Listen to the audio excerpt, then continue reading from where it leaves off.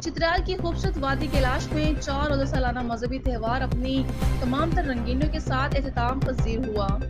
کیلاش لوگوں کی اس دلچسپ میلے اور محسوس ثقافت کو دیکھنے کے لیے ہزاروں کی تعداد میں ملکی اور بڑی تعداد میں غیر ملکی سیاح بھی وادی کیلاش آئے تھے، مگر سیاحوں کے منہ پر ایک ہی شکایت رہی کہ وادی کی سڑکیں نہایت خراب ہیں۔ مزید تفصیلات گل حماد فاروقی کی اس رپورٹ میں۔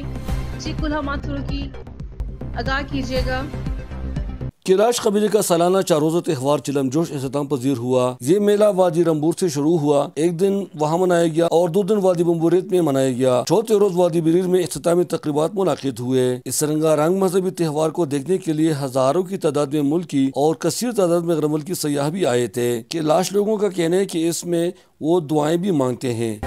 پہلے ہم اللہ تعالیٰ سے دعائیں مانگتے ہیں خیریت کے، اس سے بعد ہم یہ ڈانس شروع کرتے ہیں، یہ جو خوشیاں مناتے ہیں۔ ہمیشہ یہی اس فیسٹیول میں ہوتا ہے، مذہبی تہوارات ہوتے ہیں، اس میں الگ الگ قسم کے رقص ہوتے ہیں اور یہ 3 دن تک چلتا رہتا ہے۔ اس تہوار میں آنے والے غیر ملکی سیاحوں نے کیلاش کی مخصوص ثقافت، خوبصورتی اور چترال کی مہمان نوازی کو نہایت سراہا۔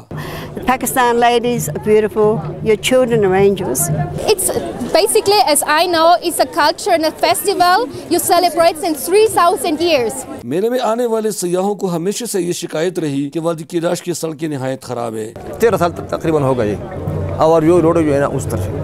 چلم جوش میں آنے والے مہمانوں کو ڈسٹرکٹ اسپورٹ آفیسر کی طرف سے مفت ٹھنڈا شربت بھی پیش کیا گیا۔ بعض سیاحوں نے شکایت کی کہ VIP لوگوں کے لیے تو تخت کے اوپر کارپیٹ، کرسیاں اور خیمہ بھی لگایا گیا، مگر ملکی اور غیر ملکی سیاح مٹی میں بیٹھنے پر مجبور تھے جہاں صفائی بھی نہیں ہوئی تھی۔ مقامی سماجی کارکنوں کا کہنا ہے کہ وادی کیلاش میں آنے والے سیاحوں سے کیلاش ڈیولپمنٹ فنڈ کے نام پر ٹیکس وصول کیا جاتا ہے، مگر وہ فنڈ ہمیں یہاں خرچ ہوتا ہوا نظر نہیں آتا۔ پیسہ وہاں سے کاٹ دیے جاتے ہیں، ان لوگوں سے، فارنروں سے کاٹتے زیادہ، یا لوکل پاکستانیوں سے جو پیسہ 100، 200، 500 روپے لیتے ہیں، اس کا یہاں استعمال نہیں ہو رہا۔ چلم جوش میں مرد خواتین ہاتھوں میں پتے اور ٹہنیاں لہراتے ہوئے رقص گاہ کی طرف آہستہ آہستہ گامزن ہوتے ہیں۔ عصر کے وقت کیلاش مرد ہاتھوں میں پتے لہراتے ہوئے پیچھے کی طرف آتے ہیں اور ان پتوں کو کیلاش خواتین پر نچھاور کرتے ہیں۔ اس تہوار میں نوجوان جوڑے پسند کی شادی بھی کرتے ہیں، جو دوسری وادی میں جا کر یہ رسم منایا جاتا ہے۔ چلم جوش تہوار کو دیکھنے کے لیے آنے والے سیاحوں اور مقامی لوگوں نے وادی کی سڑکوں کو جلد از جلد تعمیر کرنے کا مطالبہ کیا تاکہ سیاحت کو فروغ دینے سے یہ علاقہ بھی ترقی کر سکے۔ کیلاش قبیلے کے لوگ سال میں 4 تہوار مناتے ہیں۔